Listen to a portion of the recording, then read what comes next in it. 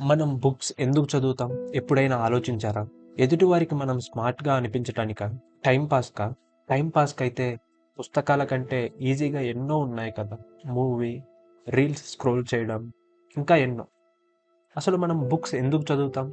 మనలో లోతుగా ఒక కోరిక ఉంటుంది.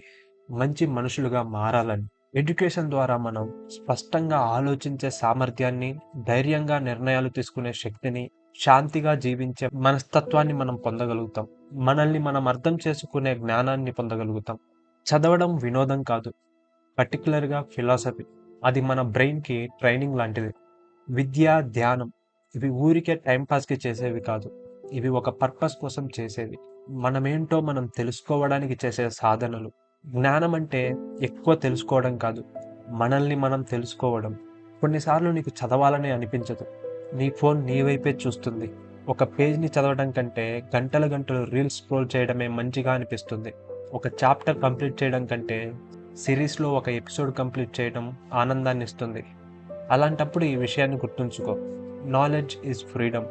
Self knowledge is power. నువ్వు చదివే ప్రతి పేజ్ నీ భవిష్యత్తుకు ఒక ఇన్వెస్ట్‌మెంట్ లాంటిది. చదవడం అంటే పుస్తకం పూర్తి చేయడం కాదు.